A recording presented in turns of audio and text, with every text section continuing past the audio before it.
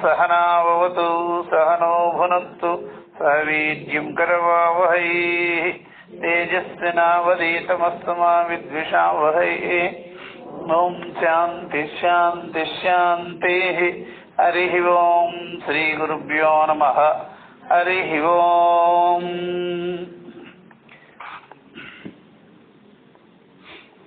మాండుక్యము దీనిలో అద్వైత ప్రకరణము దాని యందు ఇక్కడ 14వ కారిక జీవాత్మనో పృథక్త్వం యత్ ప్రాగుత్పత్తే ప్రకీర్తితం భవిష్యద్వృత్యా గౌణం తత్ ముఖ్యత్వం హిన యుజ్యతే. కాబట్టి ఇక్కడ అధ్యారోప దృష్టితో చెప్పేటప్పుడు అదంతా గౌణము అని తెలుసుకోవాలన్నమాట. అందుకనే సృష్టి స్థితి లయాలు, అందువల్ల సృష్టికర్త సృష్టి అనేటువంటిది పరమాత్మ నుండి సమస్త జీవరాశులు పుడుతున్నారనేవి అది గౌణ వృత్తితో చెప్పబడిందే గాని ముఖ్య వృత్తితో కానే కాదు. మరి ముఖ్య విషయంగా ఎప్పుడు చెప్తారు, యథార్థంగా ఎప్పుడు చెప్తారంటే తర్వాత, భవిష్యత్ తర్వాత చెప్పవలసి ఉంది. తర్వాతే అర్థమవుతుంది మనసుకి, వెంటనే అర్థం కాదు. గ్రహించుకునే బుద్ధికి ఆరోపము అవగతమైనట్టుగా అపవాద విషయం అర్థం కాదు. అందుకనే ముఖ్య విషయం ఏదైతే ఉందో ఆ విషయము క్రమేపి ఆ యొక్క పరిపక్వత, సూక్ష్మ బుద్ధి, అధికారత్వ బుద్ధి కలిగేటప్పటికీ అర్థమైపోతుంది అట్లా. కనుక దీని విషయంలో భాష్యకారులు భాష్యం చెప్తూ ప్రశ్న సమాధానము ఇక్కడ మీకు పూర్వపక్షము సిద్ధాంతము అనే విధంగా చెప్పుకొచ్చారనమాట. అందుకని ఇక్కడ ముఖ్య భేదార్థత్వం నహి ఉపపద్యతే అని, నహి భేదవాక్యానాం కదాచిత్ అపి, భేదవాక్యాలకి ముఖ్యార్థం అనేటువంటిది సంభవం కాదు భేదవాక్యాలకి.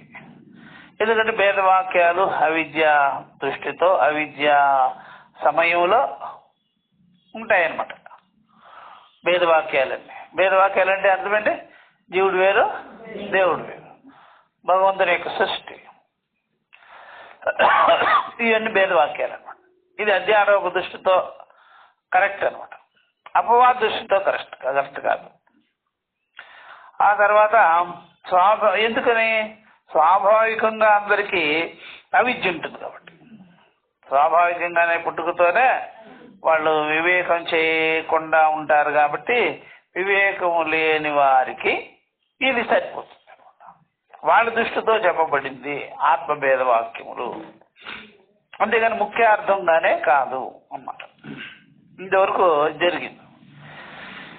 ఈ లోకంలో ఈ సాధన సాధ్యాలు ఇవన్నీ ద్వైత విషయాలు ఇవన్నీ కూడా గౌణ వృత్తితోనే ఉంది, గౌణ దృష్టితోనే చెప్పారు.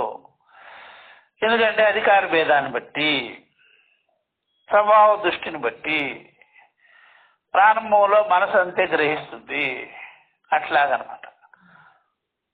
అదే క్రమంగా వింటూ ఉంటే సూక్ష్మ దృష్టికి వెళ్ళినప్పుడు శాస్త్రం యొక్క తాత్పర్యాన్ని బయట పెట్టాలి కాబట్టి అప్పుడు ఇవన్నీ ఖండన చేసి ఆత్మ ఏకత్వ జ్ఞానాన్ని కలిగిస్తారు. ఇది భవిష్యత్ వృత్తి అన్నమాట. అదే విషయాన్ని ఇక్కడ ఉపనిషత్తులు యందు కూడా సృష్టి స్థితి లయాది విషయములు ఉన్నాయి. ఆ విషయం ఏమిటంటే ఇక్కడ చెప్తున్నారు, ఇహచ ఉపనిషత్సు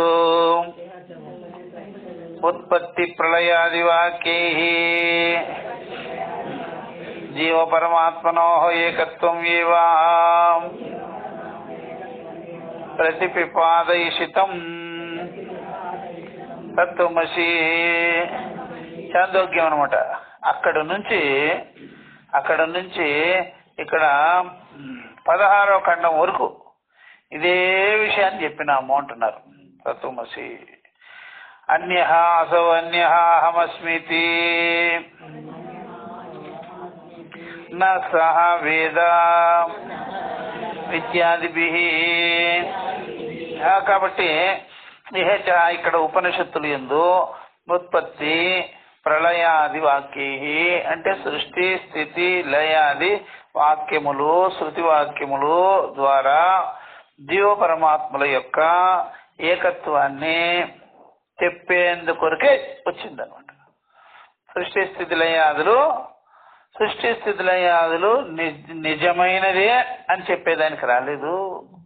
ఈ సృష్టి స్థితి లయాదులకి స్వరూపం ఒక్కటే, దాని యందు ఇదంతా కల్పింపబడి ఉన్నది, చివరికి బ్రహ్మ మాత్రమే తప్ప రెండవది లేదని ఏకత్వ జ్ఞానాన్ని కలిగించేందుకొరకే జీవ పరమాత్మల యొక్క ఆ భేదాన్ని తత్కాలంలో గౌణంగా ఒప్పుకోవడం జరిగిందే గాని వాస్తవంగా మాత్రంగానే కాదు. ఇలా చెప్పాలి, ఏకత్వ ప్రతిపాదన చెయ్యాలనే ఉద్దేశంతో ఈ రకంగా ఉద్దేశం పెట్టుకొని చెప్పారే గాని మరొక విధంగానే కాదు. అందువల్ల తత్వమసి అనేటువంటిది షష్ఠ ప్రకరణంలో అనేక 9 దృష్టాంతాలు ఇచ్చి చెప్పారనమాట. 6 నుంచి 8 వరకు 16వ ఖండం వరకు చెప్పారు అనేక దృష్టాంతాలు. అందుకని అన్యః అసౌ అన్యః అహమస్మితి అని ఎవడైతే తెలుసుకుంటాడో, నేను వేరు పరమాత్మ వేరు అని ఎవడైతే తెలుసుకుంటాడో నా సహ వేద, వాడికి తెలీదు, వాడికి యథార్థం తెలీదు, వాడికి ఆ జ్ఞానం లేదు, ఏకత్వ జ్ఞానం లేదు అన్నమాట. ఇది 1:4-10 బృహదారణ్యకం. అతః ఉపనిషత్సు కనుక ఉపనిషత్తులు యందు ఏకత్వం అనేటువంటిది శృత్యా ప్రతిపాదయిషితం భవిష్యతి ఇది భావిని. కాబట్టి ఉపనిషత్తులు యందు ఈ ఏకత్వ జ్ఞానాన్ని శృతి చెప్పాలని బోధించాలనే కోరికతో తర్వాత చెప్తుంది. ఏకత్వ జ్ఞానాన్ని తర్వాత, అద్వైత జ్ఞానాన్ని తర్వాత చివరిగా చెప్తుంది అనమాట. ముందుగా అంతా ఇవన్నీ భేదవాక్యాలను చెప్తూ ఈ భేదవాక్యములు, ఈ భేద దృష్టి ఎందుకు చెప్పారు, ఏ కారణం వల్ల ఉన్నది, కాబట్టి దానికి మూలం ఏమిటి అని చివరికి అవన్నీ యుక్తికి పొందించుకొని శాస్త్ర ప్రమాణం ద్వారా సమన్వయం చేసేటప్పుడు ఇది చెప్తారు అనమాట. అంతకు ముందు సమన్వయం చేస్తేనే అర్థమవుతుంది దానికి. అందువల్ల 2 చైతన్యాలు ఉండదు, 2 నామరూపాలు ఉంటాయి, నామరూపరహితమైనది 2గా ఉండదు కదా, అట్లాగా కారణం 2గా ఉండదు కదా, కార్యములో 2గా ఉంటుంది. వాచారమణం వికార నామధేయం, కార్యత్వం అనేకం గాని కారణత్వం అనేకం కాదు కదా. అందుకని వ్యాపింపబడినటువంటి తత్వము అది రెండవది లేనిది, కల్పితమైనటువంటిది వ్యాప్యమైన వస్తువు అనేక రకాలుగా ఉంటాయి అని ఇలాగ చెప్పి ద్వైత విషయాలంతా తోసిపుచ్చి ఏకత్వ విషయాన్ని అద్వైత విషయాన్ని చివరిగా ప్రతిపాదన చేస్తుంది. దీన్నే అన్ఫోల్డ్మెంట్ అంటాం, అన్వయం, అనుభవ అవసానము, అనుభవం ఎందు నిలబెడుతుంది అనేది అనమాట. ఇది చెప్పాలనే ఉద్దేశం చేతనే ఈ రకమైనటువంటి గౌణ వృత్తిని అవలంబించుకొని చెప్తుంది. అందుకని భవిష్యత్తు తర్వాత చెప్పబోయేది ఇది భావిని ఏకత్వ వృత్తి ఆశ్రిత్య, ఇలాంటి ఏకత్వ వృత్తిని పెట్టుకొని చూసారు. లోకే భేద దృష్టి అనువాద గౌణ. కాబట్టి ఈ లోకులు ఈ లోకంలో ఇంద్రియ దృష్టి కలిగిన వాళ్ళు, బాహ్య దృష్టి కలిగిన వాళ్ళు, అనాత్మ భావన ఉండేవాళ్ళు, వాళ్ళకి ఈ భావన ఉంటుంది కాబట్టి ఈ భేద దృష్టిని పెట్టుకొని శృతి గౌణంగా అనువాదం చేసేసి, గౌణంగా అముఖ్యంగా అప్రధానంగా అనువాదం చేసింది వాళ్ళు బుద్ధికి తగినట్టు. తత్కాలంలో గౌణ ఏవ ఇది అభిప్రాయ, శృతి అభిప్రాయం ఇది. కాబట్టి ఎవరైనా గురువులైనా అంతే, మొట్టమొదట చిన్న చిన్న విషయాలు చెప్పుకుంటూ పోవాలన్నమాట. సరాసరి ఫైనల్ విషయం చెప్పేయకూడదు.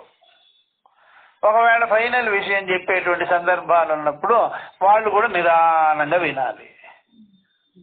చూసారా, వాళ్ళు కూడా నిదానంగా విని మళ్ళా అది క్లియర్ చేసుకోవాలి. కానీ అప్పుడే తొందరపడి వెళ్ళిపోయినాడు అనుకోండి, మొత్తానికి విద్య దూరం అయిపోతుంది. దూరం చేసుకోకూడదు. ముందుగానే రాగానే అదే మనం అంటాం కదా, అన్నప్రాసనే ఆవకాయ పచ్చడి అన్నట్టుగా కారకారం పెట్టేస్తే పిల్లోడు ఏం చేస్తాడా, మొత్తం నోరంతా పొక్కిపోయి ఎర్రబడిపోయి ఇక మీదట అన్నమే తినడు. ఎందుకని పిల్లికి వేడి పాలు పెడితే ఏమో వద్దా, ఇంకా పాల మొహమే చూడుతుంది. అట్లాగా అయిపోతారు. కాబట్టి తొందరపడకూడదు. ఇది ఏ కారణం వల్ల చెప్పారు ఇది, అందుకని సమయం మనం పాటించాలి. అందుకని ఓర్పుతో కూర్చొని వింటుంటే ఆ అద్వైత వాక్యాలు కూడా నిదానంగా అర్థమవుతాయి. తొందరపడి వదిలేసుకోకూడదు. గురువు శాస్త్రాన్ని, ఆ యొక్క ఉపదేశాన్ని వదిలిపెట్టి పారిపోకూడదు అనమాట. అలాంటి సందర్భాలు కూడా కనిపిస్తుంటాయి. అందువల్లంటే సీనియర్స్ చెప్పేటప్పుడు జూనియర్స్ చేస్తుంటారు. అర్థమైందా? అలాగే ఉంటాయి అన్నమాట. నిదానంగా వినాలి. మంది కాదనుకోకూడదు, నాకు అర్థం కాలేదనుకోకూడదు, నాకు అర్థం కాని విషయం నాకెందుకులే అనుకోకూడదు. అది ఎందుకు అర్థం కాలేదు, ఏ కారణం వల్ల అని గురువుల దగ్గరికి వెంటనే చెప్పేస్తే వాళ్ళే చెప్తారు దానికి ఉపాయం. ఏమని చెప్తారు? నిదానంగా వినాలి. ఇదివరకు చాలా విషయాలు చెప్పాము, నువ్వు మధ్యలో వచ్చావు, ఇప్పటికిప్పుడే వెంటనే పట్టిపోదు కదా అని. అశాస్త్రీయమైన విషయాలు ఉంటాయి కదా, దాంట్లో ఇన్ని రకాలుగా ఉండవు. అది ఒక విషయమే ఉంటుంది. ఈ శాస్త్రీయమైన విషయం కాబట్టి స్టెప్ బై స్టెప్ ఉంటుంది, ఒక క్రమం ఉంటుంది. ఈ క్రమం ఉండేటప్పటికి ఆ క్రమంగానే మనం దాన్ని అనుసరించాలి.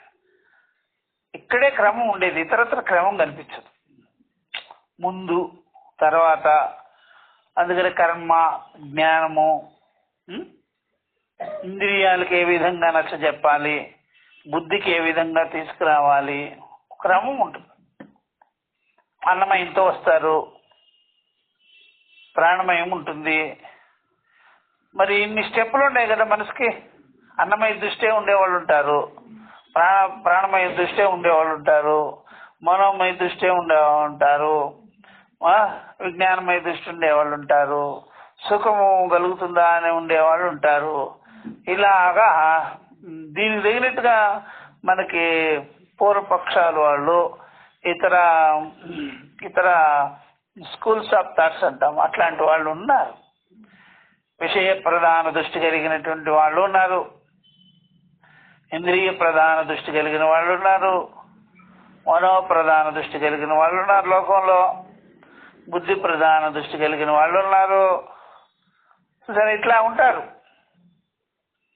అలా తొందరపడిపోకూడదు అనమాట. అందువల్ల క్రమంగా విచారించుకుంటూ అంతర్ముఖ వృత్తిని సాధించుకొని తత్వజ్ఞాన నిశ్చయాన్ని కలిగించుకోవాలి. కానీ అందుకనే కదా శ్రవణం, మననం, నిధిధ్యాసనం అని ఆ శ్రవణాది విషయాల్లోనే ఇలా ఉంటాయి అన్నమాట.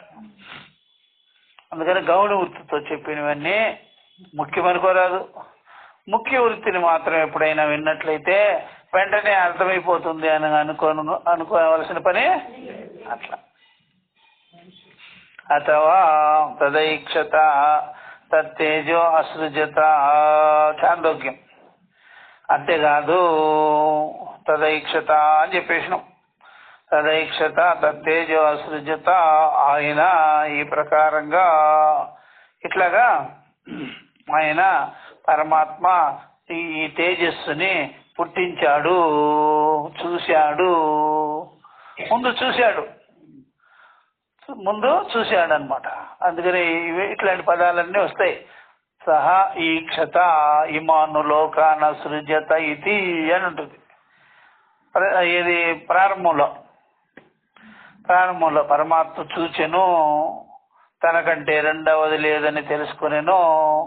అప్పుడు ఆయన ఒక భూతమును సృష్టి చేసెను అని ఉంటుంది. దాంట్లో అగ్ని కావచ్చు, జలం కావచ్చు, ఏదో ఒకటి. అందువల్ల కామయత అని ఉంటుంది.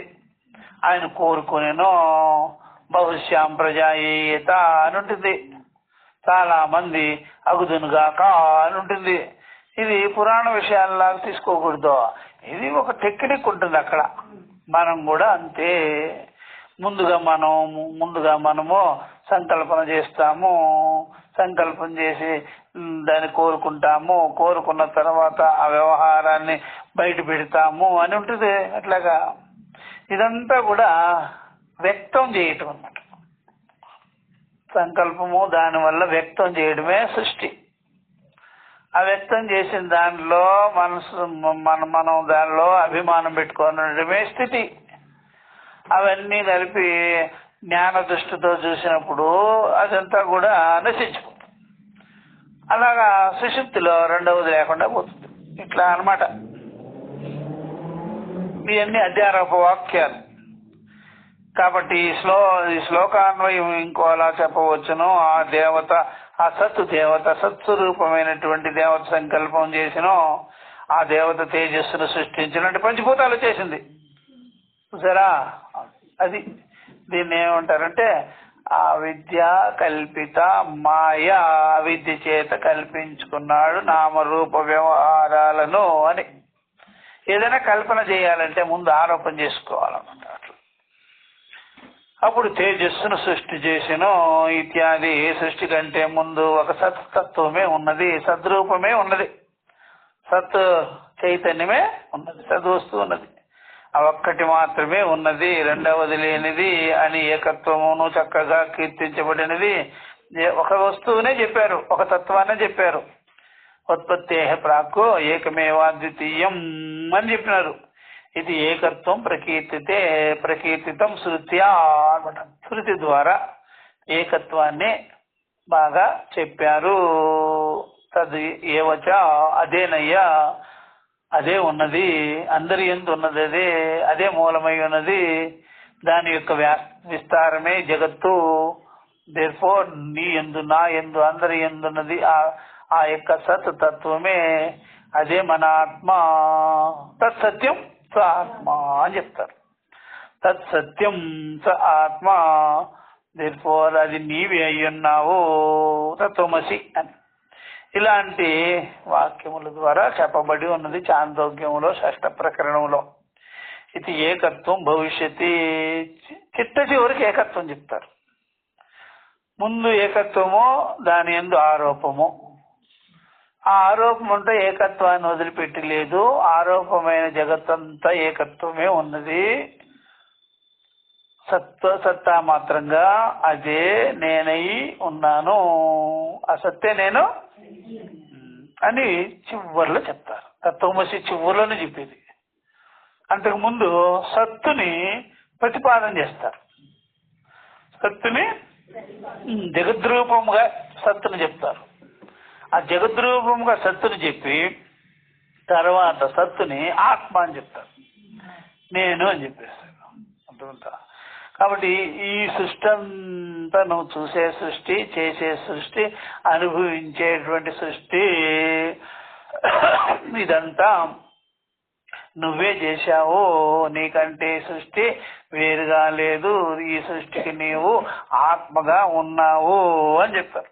కాబట్టి మొత్తం కలిపి ఆత్మ కంటే వేరుగా లేదు. ఆత్మైవ ఇదగం సర్వం, ఇదంతయు ఆత్మే అని చివరిలో చెప్తారనమాట. మనం కూడా వ్యవహారంలో అదే కదా అనుకునేది. ఇదంతా చేసిందే నేను అంటాం కదా. వ్యవహారం అంతా ఇదంతా చేసిందే నేను, నేనే కల్పించుకున్నాను, నా కొరకే కల్పించుకున్నాను. నా కొరకే కల్పించుకుంది నన్ను వదిలిపెట్టి ఎలా ఉంటుంది? అందువల్ల నాకే అంటిపెట్టుకో అని ఉంటుంది.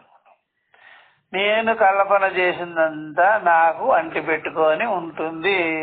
పిల్లలు ఉన్నారు, పిల్లల్ని కల్పన చేసింది మనము. పిల్లలకి కొన్ని వ్యవహారాలు మనం కల్పన చేశాము. మనము వాళ్ళు కల్పన చేసుకునే వ్యవహారాలకి మనకు సంబంధం ఉండదు. అది మనల్ని బాధించదు. అర్థమైందా? పిల్లల వ్యవహారం వరకే మనకి సంబంధం. వాళ్ళు చేసుకునే పనులు వాళ్ళకి సంబంధం, వాళ్ళకే ఉంటుంది, మనకు ఉండదు. అర్థమైందా? అది బాగుంది. ఎట్లాగా అంటే ఇప్పుడు మన పిల్లలు వాళ్ళ గురించే మనకి మోహమమకారాలు ఉంటాయి. వాళ్ళ పిల్లల గురించి మనకు మోహమమకారాలు ఉండవు. అలా పెట్టుకుంటే మీకే ఇబ్బంది. వాళ్ళకు ఉంటాయి ఇవి. ఒకవేళ మోహమమకారాలు మీరు వాళ్ళ పిల్లల గురించి కూడా పట్టించుకున్నాను అనుకోండి, అప్పుడు టక్కుమంట మీరు ఏడుస్తుండే పిల్లల్ని వాళ్ళ మనవాళ్ళని మనవరాల్ని ఎత్తి సంకనేసుకున్నారు అనుకోండి, వాళ్ళ అమ్మే ఉంటుంది, మీకు తెలియలే అత్తయ్య నాకు తెలుసు వాడు ఎందుకు ఏడుస్తున్నాడు అంటే, అప్పుడు ఎక్కడ మొహం పెట్టుకుంటారు? వాళ్ళకి తెలుసు. అదంతా మీరు ఏమన్నా పెట్టినా సరే ఊరుకోరు వాళ్ళు. మీరు పెట్టకండి, మీద పెడతారు, వాడికి మోషన్స్ అవుతాయి, అది నేను పడాలి అని చెప్పారు.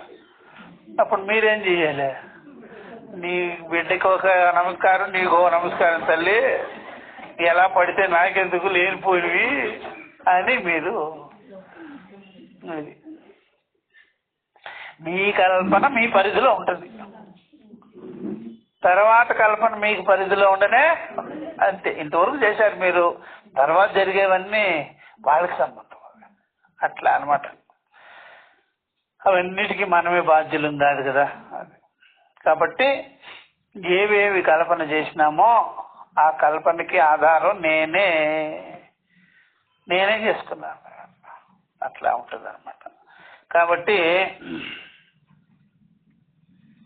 ఈ ప్రకారంగా ఇది ఏకత్వం భవిష్యతి ఇది తాం భవిష్యత్ వృత్యం, ఈ భవిష్యత్ వృత్తిని తర్వాత చెప్పబోయేటువంటి జ్ఞానమును అపేక్షించుకొని జీవాత్మలకి జీవాత్మనో పృథక్త్వం, ఏదైతే మేము చెప్పి ఉన్నామో జీవాత్మల యొక్క భేదమును, అది అంతవరకే అర్థం చేసుకోవాలి. ఎత్ర క్వచిద్ వాక్యే గమ్యమానం తద్గౌణం, ఇలాంటి వాక్యాలు ఎక్కడైతే మనకు వినిపిస్తున్నాయో తెలుస్తున్నాయో అదంతా కలిపి గౌణమే. ఆ భేద దృష్టి అంతా అంటే అది ముఖ్యముగా తీసుకోకూడదు, ప్రధానంగా సత్యత్వ దృష్టితో తీసుకోరాదు. తర్వాత సంగతి వేరే, తర్వాత ఏకత్వ ప్రతిపాదన చేసిన తర్వాతే మనకు అర్థమవుద్ది. అట్లా అన్నమాట. అది యథా ఓదనం పచతి ఇది తద్వత్, ఇదివరకు చెప్పాం కదా. కాబట్టి ఏ ప్రకారంగా అయితే అన్నము వండుతున్నాము అనే మాట తర్వాత మాటే గాని ఇప్పుడు మాటగానే కాదు అన్నమాట. అందువల్ల బియ్యమే అక్కడ వేసింది, మాట మాత్రం అలా చెప్పేస్తాం. భవిష్యత్తు మాటే ఇప్పుడే చెప్తాం. అలాగే నీవు బ్రహ్మమై ఉన్నావు అనే మాట చూసారా, అక్కడ ఫైనల్ మాట ఉంటుంది, ప్రారంభం మాట ఉంటుంది. నువ్వు బ్రహ్మమై ఉన్నావు అని కొత్త వాడికి వచ్చింది అనుకోండి, వాడికి ఫైనల్ కాదు అది. ఎప్పటి నుంచో వింటూ ఉన్నారనుకోండి, నువ్వు బ్రహ్మమై ఉన్నావు అనుకో, వాళ్ళకి ఫైనల్ మాట. ఎప్పటి నుంచో వినే వాళ్ళకేమో ఫైనల్ మాట అది. ఇప్పుడే వచ్చి కూర్చున్నారనుకోండి ఎవరో కొత్త వాళ్ళు, వాళ్ళకి నువ్వు బ్రహ్మమై ఉన్నావు అని ఫైనల్ మాటగానే. అప్పుడు వాళ్ళు విన్నా సరే ఏమిటి ఇలాగా చెప్తున్నారు అంటారు. అప్పుడు వాళ్ళకి మనము వాళ్ళు అడిగితేనే కదా తెలుస్తుంది మనకి. అప్పుడు వాళ్ళకి నీకు ఇప్పుడే అర్థం కాదు, నిదానంగా అర్థం అవుతుంది అన్నమాట. అలా శాస్త్రం చూసేటప్పుడు కూడా అవన్నీ సృష్టి ప్రక్రియ అంతా చెప్పేటప్పుడు ఇదంతా అధ్యారోప దృష్టితో చెప్తుంది అని మనం అర్థం చేసుకోవాలి. ఆ తర్వాత ఈ అధ్యారోప దృష్టి అంతా తర్వాత అపవాదం చేసి ఏకత్వ ప్రతిపాదన చేస్తారు అని దాన్ని మనం తెలుసుకోవాలి. అట్లా తొందరపడి అదే ఫైనల్ అనుకోకూడదు. ఏకత్వ ప్రతిపాదన చూసారా అట్లా. అలాగే వీళ్ళకి కూడా ఇదే ఫైనల్ కాదు. పరమాత్మ నుండి శేఖ సమస్త జగత్తు పుట్టుతున్నది అనేది మొట్టమొదటి వినే వాళ్ళకి ఫైనల్ కాదు అది. దానికి ఇంకా సమన్వయం చేయవచ్చు. అన్ఫోల్డ్మెంట్ వాక్యం ఉంది. కాబట్టి యథా ఓదనం పచ్చితి తద్వతు అన్నము వండుచున్నాము అన్నట్లుగా అర్థం చేసుకోవాలి. అట్లా ఇప్పుడు 15వ కారిక దీనికి మొట్టమొదట ఈ ప్రకారంగా దీనికి అవతారిక చెప్తున్నారు. నను యది ఉత్పత్తే ప్రాక్ అజం సర్వం ఏకం ఏవ అద్వితీయం తదాపి ఉత్పత్తే ఊర్ధ్వం జాతం ఇదం సర్వం జీవాః సర్వం జీవాశ్చ భిన్నాః ఇతి మా ఏవం. కాబట్టి అయితే మరే పూర్వపక్షి అడుగుతున్నాడు, ఇట్లాగా ఇవన్నీ పూర్వపక్షం అవతారికంతా. ఒకవేళ ఉత్పత్తికి ముందే అజమైన పుట్టుకలేని సర్వం ఏకం ఇదంతయు ఒక్కటే అద్వితీయమైన వస్తువే అని చెప్పినప్పుడు తథాపి ఉత్పత్తికి ఊర్ధ్వం జాతం ఇదం సర్వం జీవాశ్చ భిన్నాః. ఉత్పత్తి తర్వాతనే ఇదంతా కూడా ఊర్ధ్వం అంటే తర్వాత ఇదంతా కూడా పుట్టుకొచ్చినాయి సకల జీవరాశులు భిన్న భిన్నములుగా అని మా ఏవం అనుకోకూడదా అంటున్నాడు. అన్యార్థత్వాత్ ఉత్పత్తి శృతినా. అయ్యా అట్లాగా అనుకోవద్దు. అన్యార్థత్వాత్ వేరే అర్థం ఉన్నది ఉత్పత్తి శృతులకు. ఏకత్వ ప్రతిపాదన చేయవలసి ఉన్నది. అంతేగాని ఉత్పత్తి శృతులంతా కూడా అది భేదములతో కూడుకున్నది మాత్రం కాదు. పూర్వమపి పరిహృత. ఈ విషయాన్ని ముందుగానే ఇదివరకు కూడా చెప్పి దాన్ని పరిహారం చేశాము కదా, ఆ డౌట్ తీర్చాము కదా అంటున్నాడు. పరిహృత ఏవ అయం దోష. ఈ దోషాన్ని ముందుగానే నివారించాము. స్వప్నవత్తు ఆత్మమాయ విసర్జిత అని చెప్పాగా. స్వప్నం లాంటిది జగత్. ఎలాంటిది? స్వప్నం లాంటిది. ఆత్మమాయ విసర్జిత. మనమే దాన్నంతా కూడా కల్పన చేసి వేశాము. కల్పన చేసి ఇలాగ చేసి పెట్టాము. సంఘాత ఘట ఆకాశ ఉత్పత్తి భేదవత్ జీవానాం ఉత్పత్తి భేదాదిహీతి. ఈ సంఘాతములంతా శరీరేంద్రియ సంఘాతమంతా కూడా బ్రహ్మ మొదలుకొని పిపీలిక పర్యంతమైనటువంటి సమస్త జీవరాశి అంతా కూడా ఘటాకాశము మహాకాశం వలె ఉపాధి దృష్టితో భేదములు జరిగి ఉన్నవి. ఈ జీవరాశులకి ఉపాధి దృష్టితో నామరూపాల దృష్టితో జరిగింది. నామరూపాల దృష్టితో కుండ అనేది నామరూపము. అలాగే దేహేంద్రియాలన్నీ కూడా నామరూపాలు. ఆ దృష్టితో చెప్పబడి ఉన్నవే గాని ఉత్పత్తి జరిగినట్టుగా ఉన్నదే గాని నిజంగా అక్కడ ఘటాకాశము పుట్టలేదు. అలాగే జీవుడు కూడా పుట్టనే లేదు. శరీరాలే పుట్టాయి, శరీరాలే వచ్చినాయి. దీంట్లో ఉండే జీవ చైతన్యం పుట్టింది గానే కాదు. జీవ చైతన్యం పుట్టల. నిజానికి మనసులో భావాలు కూడా చూసారా నిజంగా పుట్టనే లేదు. అవి శరీరేంద్రియ విషయ సంబంధాల వల్ల పుట్టించాం మనసులో భావాలు. ఉత్తుగా మనసులో భావాలు ఎవరికి పుట్టవు. శరీరేంద్రియాలు మనం వాడుకుంటున్నాం కాబట్టి విషయాలన్నీ చూస్తున్నాం కాబట్టి విషయాల మీద అలా కోరికలు కలిగినట్టు కలిగింది కాబట్టి ఆ కోరికలన్నీ కూడా మనసులో చేరాయి కాబట్టి అవి ఇష్టానిష్టాలుగా ఉన్నాయి కాబట్టి రాగద్వేషాలుగా ఉన్నాయి కాబట్టి అలాగ మనసులో అంత కోరికలన్నీ అలాగా జరిగాయి. అట్లా జరిగినాయి. లేకపోతే జరిగినాయి. అట్లా అన్నమాట. బాగా తెలుసుకోవాలి అది. కనుక అర్థమైందా? ఆ ప్రకారంగా ఉపాధి లేకపోతే శరీరేంద్రియాలు ఉపాధి లేకపోతే ఈ మనసులో కోరికలు పుట్టేదానికి వీలు లేదు. శరీరేంద్రియాల వల్లే పుట్టే. శరీరేంద్రియాలు లేకపోతే ఏం పుట్టే పని లేదు. అట్లా అందుకనే మనిషి నడవలేని మనిషి ఉంటాడు కదా. నడవలేని మనిషి పరిగెత్తుకుంటూ బజార్లోకి పోవడం. ఎందుకని? కాముగా కూర్చో ఉంటాడు. మన వల్ల కాదులేండి. అంత దీని లేదయ్యా. అర్థమైందా? అందుకనే మనసులో అవి పరిగెత్తేవి, బజార్లోకి వెళ్ళేవి అవన్నీ క్యాన్సిల్ చేసేసుకుంటారు. ఇంకా లేదులేండి, ఆ సీన్ లేదంటారు. అర్థమైందా? అదే వయసులో అయితే ఇంకేం లేదు, బోర్డు కల్పనలు వచ్చేస్తాయి. అది ఉపాధి అప్పుడు మాట వినింది, ఇప్పుడు ఉపాధి మాట వినడం లేదు. అర్థమైందా? అలాగే వ్యవహారాలన్నీ, విషయాలన్నీ అలాగే. ఉపాధి సహకరిస్తే కల్పనలకేముంది, వాళ్ళు కల్పిస్తాం. ఉపాధి లేకుండా ఎవడన్నా కల్పిస్తారా? మరి సుషుప్తులు కల్పించరాదు, కల్పించలేవు. జాగ్రత్త స్వప్నాలు ఎందుకు కల్పిస్తాం? స్థూల సూక్ష్మ ఉపాధి ఉంది. మరి ఆ విధంగానే మెలకులో కూడా స్థూల ఉపాధి లేకపోతే మనసులో సూక్ష్మ ఉపాధి ఉంది కదా, మనసుతో కల్పించుకో. ఎంత కల్పించుకుంటావు కల్పించుకొని ఏం చేస్తావు? స్థూల శరీరం ఉన్నప్పుడు మనస్సుతో కల్పన చేస్తే దాన్ని అమలు చేయాలి. అర్థమైందా? ఇక్కడ అది కుదరదా? పప్పులు ఉడకోగా.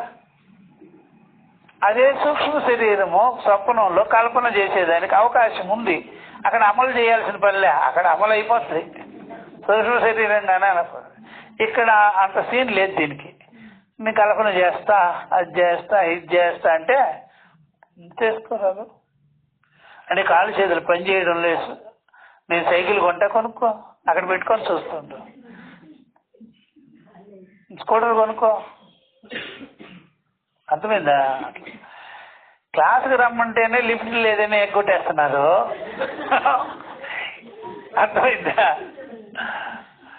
వీళ్ళు సైకిల్లోకి బజారుకి పోయి అక్కడికి పోయి ఇక్కడికి పోయి అంత సీన్ లేదు అక్కడ. తినేదానికి సహకరించినప్పుడు శరీరము అవి రకరకాలు తింటానండి, నేను గీతో చేసిన పదార్థములు తింటాను, నూనెతో చేసిన పదార్థములు తింటాను.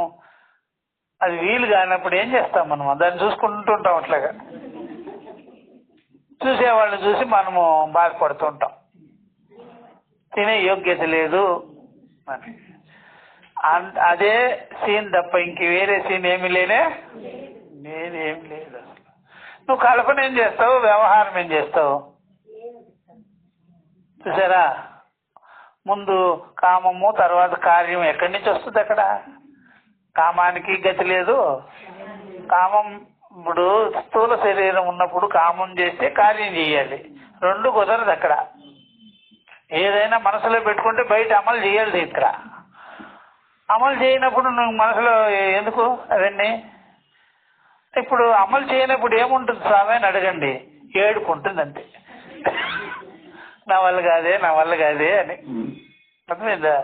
ఏడుపు తప్ప ఇంకొకటి లేదు. అందుకనే కోరికలు నెరవేరడం లేదు కాబట్టి జనాలకి ఏడుపులు ఉంటాయి. ఎందుకు ఏడుపు వస్తుంది?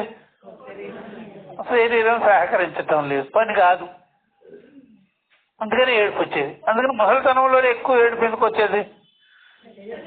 సహకరించదు కదా, అందుకని ఏడుపు ఒక్కటే ఉంటుంది అంతే. అందువల్ల ఆ కోరికలు ఆఫ్ చేస్తే ఏడుపులు అయిపోతాయి. కుదరదు, ఏం పప్పులు ఉడకవు ఇక్కడ. అందువల్ల కార్యదేహం లేనప్పుడు కోరిక దేహం ఎక్కడి నుంచి? కోరికలు ఏం చేస్తాయి? కుదరదు. అందుకని రెండు రద్దు చేసుకోవాల్సిందే, నివృత్తి చేసుకోవాలి అట్లా. అందుకని ఈ ప్రకారంగా ఘటాకాశ ఉత్పత్తి భేదాదివత్తు ఇలాగ ఉపాధులు ఇవన్నీ కూడా నామరూప ఉపాధులు. దానివల్లనే ఆకాశ భేదములు ఏర్పడ్డాయి, జీవభేదములు కూడా అందుకే ఏర్పడ్డాయి. లేకపోతే ఇది అవసరమే లేదు, ఉండదు ఇది. అట్లాగా దేవుడు వేరేగా ఉన్నాడు అంటే, భగవంతుడు వేరేగా ఉన్నాడు, దేవుడు వేరేగా ఉన్నాడు అంటే మీరు ఆయన్ని వాడుకోకుండా మాత్రం ఉండలేరు. అర్థమైందా? వాడుకోకుండా ఉండలేరు. భర్త ఉన్నాడు, భార్య ఉన్నది అంటే మీరు భర్తని భార్యని వాడుకోకుండా ఉండలేరు. ఎందుకని? ఏదో ఒక పని చెప్పాలిగా. భర్త ఉన్నాడు అనుకో బజారుకి వెళ్ళరండి అంటాం, భార్య ఉన్నదని కూడా ఏదో వండి పెట్టివే అంటాం, కాఫీ పెట్టు, అది పెట్టు, ఇది పెట్టు, అది చేయి అంటాం. దేవుడు ఉన్నాడు అనుకుంటే ఏమన్నా ఇదా అంటాం. భేదం వచ్చిందే అందుకే కదా, భేదం వచ్చి ఊరికే కూర్చునే పని ఏం లేదు అక్కడ. అదే దేవుడు జీవుడు ఎందుకు సార్ అంటే అడుక్కునేదానికి అంతే. అదే జనాలందరూ అదే కదా అడిగేది. దేవుడు ఉన్నాడంటే నేను ఊరికే ఉంటానండి ఆయన ముందుకు నిలబడి, అంత అంత అంత తిని ఎక్కడ ఉంది దానికి, ఏదో అడగకుండా ఉండలేవు. ఇంట్లో ఇలా జనాలు ఉన్నారంటే ఏం పని చెప్పకుండా ఉండగలవా? అది అట్లా అనమాట. అది బాగా తెలుసుకోవాల్సింది. ఇటు ఒకవైపు పెళ్ళాం ఉంది, ఇంకొక వైపు కోడలు ఉందంటే ఎవరిని ఎక్కువగా అడుగుతా ఉంటారా? కోడల్లా కాఫీ పెట్టవేనే తత్తలు పట్టుకొని, అందుకే పెళ్ళాలనే అడుగుతారు. అర్థమైందా? ఏమే కాఫీ పెట్టని పెళ్ళాలని అడుగుతాడా లేకపోతే కోడలు అడుగుతాడా? చీపురు తిరగేస్తుంది అంతే. నువ్వేమో నన్ను అడిగేదానికి, మా ఆయన్నే నేను అట్లా ఆపేశాను, నేను అడగకుండా. నువ్వెవరే అడిగేదానికి? అర్థం చేసుకోవాలి. అందుకని భేదం చేసుకున్నావు, ఇక్కడ భేదం చేసుకున్నావు కాబట్టి అడుగుతుంటావు. అందుకని ఎక్కడెక్కడ భేదం ఉంటుందో అక్కడెక్కడ ట్రాన్సాక్షన్లు ఉంటాయి. దేవుడు జీవుడు అంటే ట్రాన్సాక్షన్ ఉంటుంది. నువ్వు ఏదన్నా ఇవయ్యా నీకు ఏదైనా చేసి పెడతా, పూజ చేస్తా, అది చేస్తా, వ్రతం చేస్తా అని అంటావు. అందుకని భేదవాద శృతులు అందుకే వచ్చింది. ఇంకేం పని? భేదవాద శృతులు లేకపోతే ఏం పని? నీకు వ్యవహారం ఏముంది అక్కడ? ఏం లేదన్నమాట. అట్లా ఇతః ఏవా, ఈ కారణం వల్ల ఉత్పత్తి భేదాది శృతిభ్య ఆకృష్య ఇహ పునః ఉత్పత్తి శృతీనాం ఐదం ప్రతిపాదయిషయ ఉపన్యాస. ఈ ప్రకారంగా ఇక్కడ ఇందువలననే పుట్టుక భేదాలు ఉన్నాయిగా, పుట్టుక భేదములు బట్టి మొదలగు వాటిని చెప్పే శృతుల నుండి వాటి తాత్పర్యమును నిగ్గు తేల్చి ఆ తాత్పర్యాలన్నీ స్పష్టం చేసినాయి. ఈ క్రింది శ్లోకమునందు మరలా సృష్టిని చెప్పే శృతులకు ఈ అద్వయ పరమాత్మ ఎందే తాత్పర్యము. ఈ శృతులంతా కూడా ఆత్మ ఏకత్వ జ్ఞానాన్ని కలిగించేదానికే ఉన్నది. అద్వయ పరమాత్మ ఎందే దీని యొక్క తాత్పర్యము, దీని యొక్క సమన్వయము ఉన్నది. అందుకనే ఇది ప్రతిపాదిస్తున్నారు. ఆ కోరిక వల్లనే ఆచార్య స్వామి దీన్ని చెప్పబోతున్నారు. అది ఇక్కడ. కానీ ఇప్పుడు చెప్తున్నారు చూడండి, ఇట్లాంటి భేదవాదాన్ని గురించి, భేదములను గురించి చెప్పేటువంటి శృతులు ఇలాగా ఉన్నాయి అని 15వ కారికలో చెప్తున్నారు చూడండి. మృల్లో విస్ఫులింగాజీ సృష్టిర్యాచోదితాన్యథా ఉపాయస్సోవతారాయ నాస్తి భేదః కథంచన. మృల్లోహ విస్ఫులింగాజ్యైః సృష్టిర్యాచోదితాన్యథా ఉపాయస్సోవతారాయ నాస్తి భేదః కథంచన. మృల్లోహ, మృత్ ప్లస్ లోహ, విస్ఫులింగాది సృష్టి యా చోదిత. ఈ సృష్టి విషయాల గురించి ఏదైతే చెప్పబడి ఉన్నదో, చెప్పి ఉన్నదో, నిరూపిస్తున్నదో అవన్నీ కూడా అన్యత ఉపాయ, దానికి వేరే అర్థం ఉంది, ఉపాయం ఉంది, దాన్ని తర్వాత చెప్పవలసింది. సో అవతారాయ, తర్వాత చెప్పవలసి ఉన్నది, తీసుకొస్తారు అవన్నీ. అందుకనే, అంతేగాని భేదము మాత్రం ఎతికించేది లేనే లేదు. కథంచన భేద నాస్తి, ఎలాంటి భేదం అనేటువంటిది లేనే లేదు. ఇవన్నిటికీ అర్థము ఏకత్వము కలిగించేదాని కొరకే, ఒక్క అర్థాన్ని, ఏకత్వ అర్థాన్ని, మూలమైన అర్థాన్ని చెప్పేదానికే ఉన్నాయి.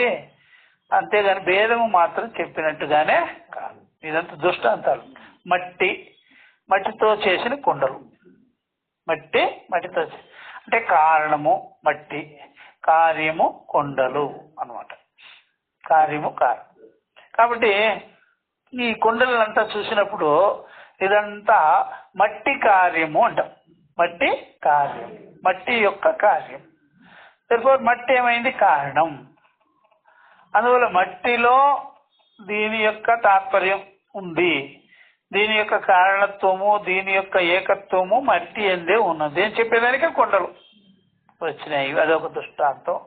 అదే కదా మనం చెప్పింది, వాచారంభణం వికారో నామధేయం మృచికేత్యేవ సత్యం.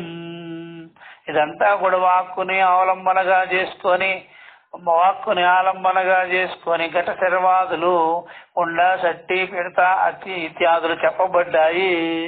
ఇక్కడ మాత్రం మృతిక ఒక్కటి మాత్రమే సద్వస్తువు. మృతిక ఒకటే సద్వస్తువు, మూల వస్తువు, కారణ వస్తువు అని చెప్పారు ఇక్కడ. వాచారంభణం ఇదంతా మాటలు, ఉండే వస్తువు మాత్రం మట్టి. అట్లా లోహంతో చేయబడినటువంటి వస్తువులు, పరికరాలు, గడ్డపార కావచ్చు, కత్తులు కావచ్చు, కత్తిపీటలు కావచ్చు, ఇట్లాంటివి రకరకాలు ఉన్నాయి. అదంతా కలిపి లోహమే, ఇనుమే. కాబట్టి అన్ని రకాల వస్తువులు అన్నిటికీ కలిపి సద్దు వస్తువు ఎవరు? లోహమే అని చెప్పేదాన్ని. అలాగా నిప్పు రవ్వలు. కాబట్టి మనం మంట పెట్టినప్పుడు నిప్పు రవ్వలన్నీ పైకి వస్తాయి.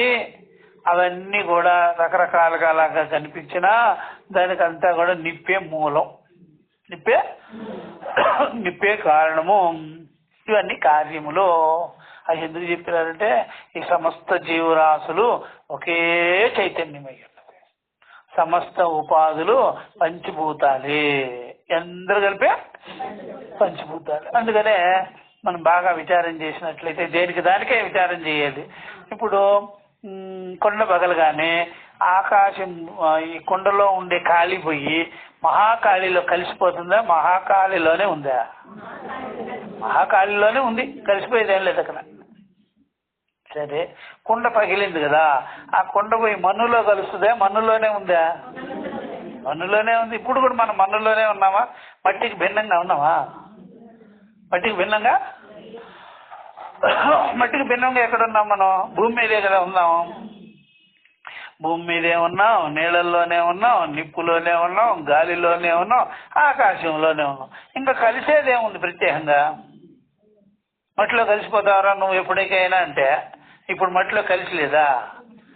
ఏమైనా పైన ఏమన్నా ఉన్నావా? ఇప్పుడు కూడా ఎక్కడున్నా? మనలో ఉండే వాయువు కూడా వాయువులోనే ఉంది. లోపల వాయువు, బయట వాయువు. ఇది మట్టే, ఇదంతా మట్టే. దీంట్లో ఉండే అగ్ని అంతటా ఉంటుంది, దీంట్లో ఉండే నీరే ఉండేది. అందువల్ల పంచభూతాల శరీరం వేరు కాదు. పంచభూతాల శరీరం వేరు కానీ దీనిలో ఉండే చైతన్యం కూడా ఒక్క చైతన్యమే. ఇదంతా ఒక చైతన్యం. ఇప్పుడు ఈ శరీరంలో ఉంది కాబట్టి నేను చైతన్యం ఉంది అనుకుంటున్నాను. నిజంగా బుద్ధిని బట్టి నిజంగా చూస్తే ఉపాధి ఉండాలి దానికి. నిప్పు రావాలంటే ఉపాధి ఉండాలా? నిరుపాధి ఉండాలా? ఉపాధి ఉండాలి. ఎందుకంటే కట్టె అయినా ఉండాలి. నిప్పు రావాలంటే కట్టె అయినా ఉండాలి, రాళ్ళు అయినా ఉండాలి, ఇనమైనా ఉండాలి, దేహమైనా ఉండాలి, ఏదైనా ఉండాలి నిప్పు రావాలంటే. ఎందుకంటే 2 రాళ్ళు పెట్టి కొడితే నిప్పు వస్తుంది. ఇనుమును పగలు కొట్టేటప్పుడు కూడా నిప్పు వస్తుంది. శరీరంలో కూడా నిప్పు ఉందా లేదా? శరీరంలో వేడి ఎక్కడి నుంచి వస్తుంది? గోడల్లో ఉంది, అంతటా నిప్పు ఉంది. కానీ అది ఉపాధి వల్ల తెలుస్తుంటుంది. ఉపాధి, దానికి ఒక వస్తువు ఉండాలి తెలుసు. అలాగే చైతన్యం కూడా నిరుపాధికంగా ఉండే చైతన్యం. ఈ ఉపాధి వల్ల నేను అంటున్నాం.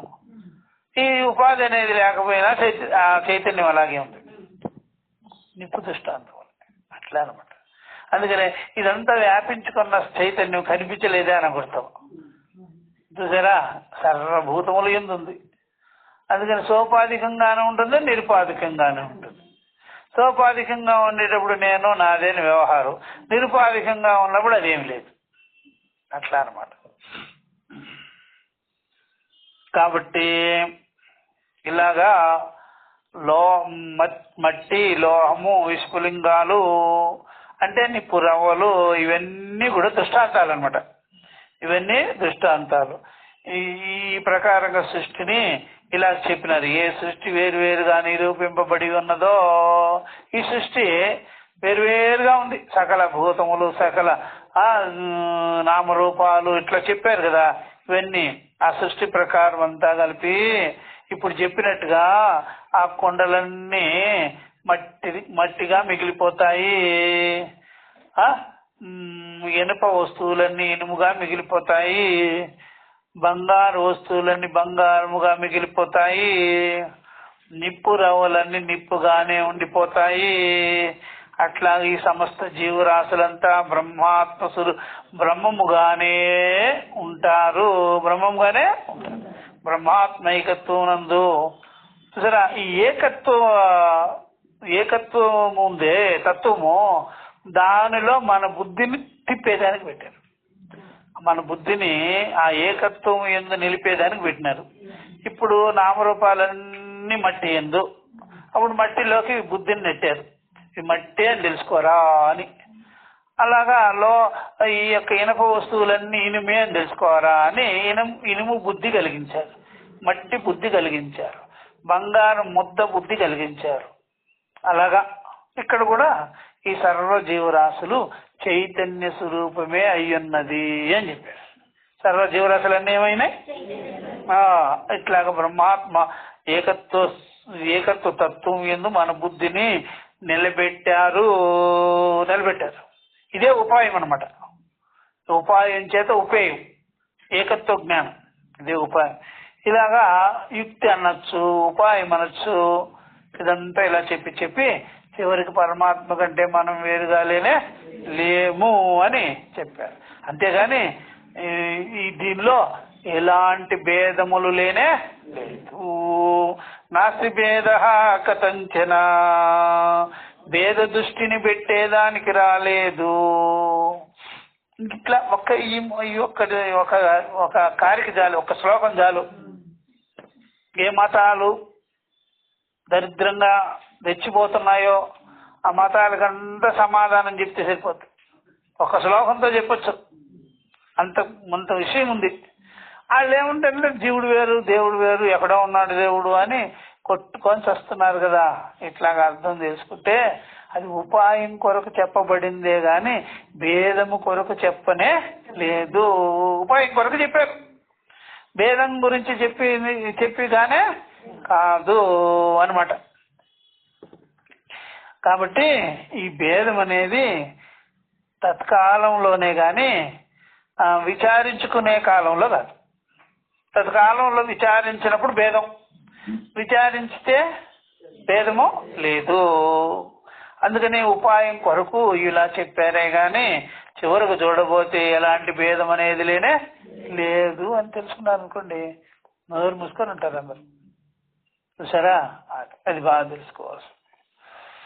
అట్లా ఇప్పుడు ఎవరైనా సరే దేవుడు నాకు ఆరోగ్యం ఇస్తాడు, దేవుడు నాకు అది ఇస్తాడు ఇది ఇస్తాడు అని అనుకోండి, అన్ని దేవుడు ఇచ్చేటప్పుడు మనం ఏమి చేయకుండా హాయిగా కూర్చోవచ్చు. ఇంత కార్యక్రమం అక్కర్లే. నిద్ర లేస్తే చదువు సంధిలు అక్కర్లే. చదివిస్తాడు అంటే స్కూల్కి వెళ్తాం.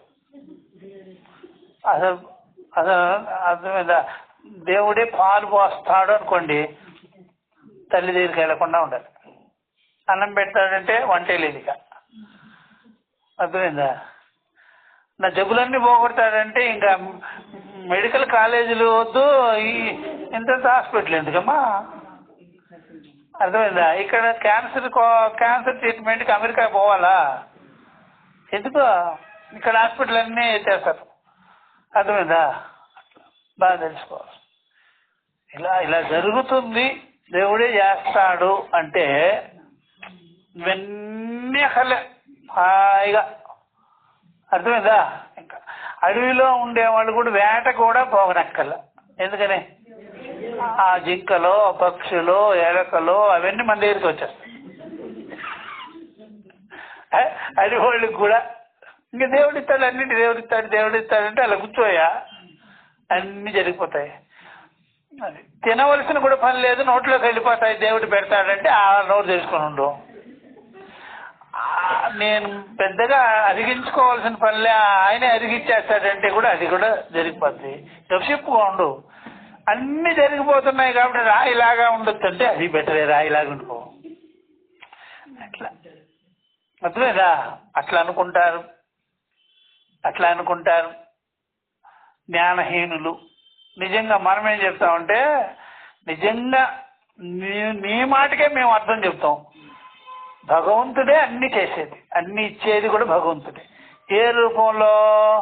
నీ రూపంలో, డాక్టర్ రూపంలో, మందు రూపంలో, నీ బుద్ధి రూపంలో, నీ క్రియా రూపంలో, నీ కర్మ రూపంలో అన్ని చేసేది ఆయనే. నువ్వే అన్ని అవతారాలు ఎత్తావు. నీకు జబ్బు వస్తే జబ్బు అవతారం దేవుడే, డాక్టర్ అవతారం కూడా దేవుడే, మందు అవతారం దేవుడే, సరే చికిత్స చేసేది కూడా దేవుడే. అంతేగాని ఈ వదిలిపెట్టకుండా ప్రత్యేకంగా నువ్వేం పని చేయకుండా దేవుడు వస్తాడంటే మాత్రం భగవంతుడు ఏమంటాడంటే, ఊరేయ్ నీకు బుద్ధి ఇచ్చింది దేనికి? ఇవన్నీ కల్పన చేయమనేగా. మనకు బుద్ధి మనసు ఎందుకు ఇచ్చాడు? నువ్వన్నీ కల్పన చేసుకోరా. రోగాన్ని కల్పన చేయి, మందుని కల్పన చేయి, డాక్టర్ని కల్పన చేయి, అన్నింటినీ జగత్తునే కల్పన చేసుకో. ఇదంతా దేవుడే, కల్పించేవాడు దేవుడే, కల్పనా దేవుడే. అంత బుద్ధిని అందుకే కదా నీకు ఇచ్చింది. బుద్ధి రూపంగా ఉన్నది కూడా నేనే, దేవుడే. నిన్ను వదిలిపెట్టకుండా ఉన్నది కూడా నేనే అని ఇట్లా మనకి అర్థం వస్తుంది. వాళ్ళేమో ఇట్లాగా ఇట్లాంటివన్నీ చేసుకుంటూ కూర్చున్నారు. ఇవన్నీ పనికిరాని విషయాలు, ఇవన్నీ అర్థమే లేదు. అందుకని ఎప్పటికైనా మన యొక్క సనాతన ఉపనిషత్తుల్లోనే అన్ని నిగూఢంగా ఉన్న ఎవడైనా ఇక్కడికి వచ్చే వీని తరించాలి, లేకపోతే బుద్ధిహీనుడై మంద బుద్ధి కలిగిన వాడి పిచ్చోడే అలా తిరుక్కోవాల్సింది. అట్లా అందుకని భేదాన్ని చెప్పేదానికి రాలేదు, ఏకత్వ జ్ఞానాన్ని కలిగించేదానికి వచ్చాము. చివరికి ఏకత్వ జ్ఞానం కలిగితేనే మీ యొక్క సమస్యలన్నీ పటాపంచలవుతాయి, లేకపోతే అలా పెట్టుకొని కూర్చుంటాం. మురళోహ విస్ఫులింగాది దృష్టాంతోపన్యాసై సృష్టి యా చోదిత ప్రకాశిత శృత్యా అన్యతా చ సహ సర్వ సృష్టి ప్రకార. ఆ సృష్టి ప్రకారములన్నీ కూడా జీవాత్మ పరమాత్మ ఏకత్వ బుద్ధి అవతారాయ ఉపాయ అస్మాకం. మేము ఎందుకు చెప్పినామంటే, మృల్లోహ విస్ఫులింగాది దృష్టాంతములన్నీ, ఈ దృష్టాంతాలు మేము ఉపన్యసించాం కదా, చెప్పాం కదా. ఈ సృష్టి అంతా కూడా చోదిత అంటే చెప్పాము, ప్రకాశించాము, వేరువేరుగా రకరకాలుగా. ఆ సర్వ సృష్టి, ఈ మొత్తం సృష్టి ప్రకారములంతా, సృష్టి విధానం అంతా కూడా జీవ పరమాత్మ ఏకత్వ బుద్ధిని కలిగించేదానికి, జీవ పరమాత్మ ఏకత్వ బుద్ధిని కలిగించేదానికి గాని జీవుడు వేరు దేవుడు వేరు అని చెప్పేదానికి మాత్రంగానే కాదు. అది బాగా తెలుసుకోవాలి.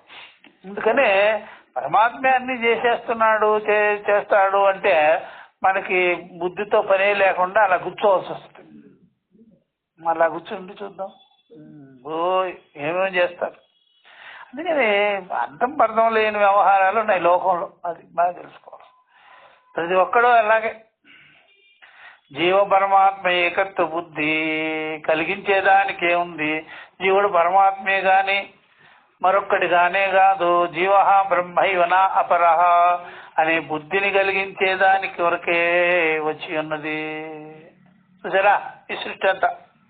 ఈ సృష్టి ఎందుకు చెప్పినారంటే ఏకత్వ జ్ఞానం కొరకు సృష్టి. దీన్ని బాగా చూసినట్లయితే మన వ్యవహారాలకంతా ఒక మీనింగ్ వస్తుంది. మన వ్యవహారం ఉందనుకోండి, దానికంతా మీనింగ్ ఉంటుంది. చిన్నప్పుడు మన పిల్లలు చెప్పిన మాట వినరు, తల్లిదండ్రులు చెప్పిన మాట అసలు వినరు. ఎందుకు వినరు అంటే, వినేవాడు ఎవడన్నా ఉన్నాడు అనుకోండి, వాడికి వినేవాడుగా ఉంటే ఎవరైనా తల్లిదండ్రులు చెప్పే మాట, అప్పుడు తల్లిదండ్రులు వీడు ఎందుకు వింటున్నాడబ్బా, వినకుండా ఉంటేనే బాగున్నా అనుకోవాలి. వినకుండా ఉండాలి. కొన్ని మాటలైనా వినకుండా ఉండాలి. తల్లిదండ్రులు చెప్పే మాట కొన్ని తిరస్కరించేవాడు. వాడు తిరస్కరిస్తే వాడి జీవితంలో జ్ఞానం కలుగుతుంది. అంటే అర్థమైందా? అన్నీ వింటూ ఉన్నాడు అనుకోండి, వాడికి జ్ఞానం కలుగుతాం. అర్థమైందా? అన్నీ వినకూడదు, కొన్ని తోసేసేయాలి. అప్పుడు తర్వాత వాడికి తెలుస్తుంది, బుద్ధి వస్తుంది. అబ్బో అప్పుడు వినలేదే పెద్దలు చెప్తే అని. అట్లా బాగా విచారం చేస్తే ఏ పిల్లలైతే తల్లిదండ్రుల యొక్క మోహము, మమకారము లేక ప్రేమ, వాళ్ళు చేసే కృషిని తిరస్కరిస్తారో తర్వాత వాళ్ళ పిల్లల వల్ల వాళ్ళకి తెలుస్తుంది. అర్థమైందా? వాళ్ళ పిల్లల్ని ఎత్తుకొని సంకకేసుకొని ఎంతగానో ప్రాకలాడతారు కదా, అప్పుడు తెలుస్తుంది. అప్పుడు అనుకుంటారు, అప్పుడు బయటికి చెప్పరులే ఏమని. ఇప్పుడు మా తల్లిదండ్రులు కూడా ఇలాగే చూసుంటారు, కానీ మనం తిరస్కరించామా అన్నాడు, ఈ రోజు మాత్రం మనం నేర్చుకోవాల్సి వస్తుంది, ఇట్లా అనుభవించాల్సి వస్తుంది అని అనుకుంటారు కదా. అప్పుడు వాడికి జ్ఞానం కలుగుతుంది. అన్ని వింటూ వస్తే ఈ సందర్భం రాదు వాడికి. అర్థమైందా? రాదు. ఇప్పుడు తెలుస్తుంది సంగతి. అది అందుకని తమాషా కాదు ఇవన్నీ. అందుకని ఇవన్నీ వ్యవహారాలన్నీ మనకి ఒక అనుభవాన్ని, మనం మన కనువిప్పు, బుద్ధి బాగుపడాలి, అవన్నీ కలిగించేదానికి వస్తాయి, ఊరికే రావు. అని లేకపోతే భార్య, బిడ్డలు, వస్తువులు, వాహనాలు ఇవన్నీ ఎందుకు? ఇవన్నీ మనకి ఒక రకమైన బుద్ధి చెప్పేదానికే వస్తాయి. ఇల్లు వాకిళ్ళు కూడా మనకు బుద్ధి చెప్పేదానికే వస్తాయి. అర్థమైందా? ఇల్లు ప్రతిదీ మనకు బుద్ధి చెప్తాయి అనుకోండి. బుద్ధి చెప్పనివంటూ ఒకటి లేదు. అర్థమైందా? అన్నీ ఏవేవి ఉన్నాయో ఇంట్లో బయట ప్రతి వస్తువు చీపురు కట్టతో సహా మనకు బుద్ధి చెప్తాయి. అర్థమైందా? చీపురు కట్టతో సహా మనకు బుద్ధి. ఎందుకంటే పరిపిల్లలు రాలేదంటే చీపురు కట్ట మనకు బుద్ధి చెప్తుంది. ఏవి చెప్పకుండా ఉండేవి మనకి అన్నీ మనకు చెప్తాయన్నమాట. ఇట్లా బాగా తెలుసుకున్నట్లయితే జగత్తు మనకి ఏ విధంగా మన వల్ల క్రమశిక్షణలో పెట్టేదానికి వచ్చి ఉంటాయి, మన బుద్ధిని సరి చేసేదానికి వచ్చి ఉంటాయి అన్నమాట. ఇలాంటి ఏం లేదు. అందుకని బంధాలు, ఈ భార్య, బిడ్డలు, వస్తువులు, వాహనాలు మన పెద్దలు పెట్టారంటే ఊరికే పెట్టింది కదా సాధన. ఈ సాధనలో మనం చాలానే తెలుసుకుంటాం. అట్లా ఆకలి దప్పులు ఊరికే వచ్చినట్టు కాదు కదా. ఆకలి దప్పులు వచ్చినాయి అనుకోండి, ఎంత పని చేస్తాం మనం.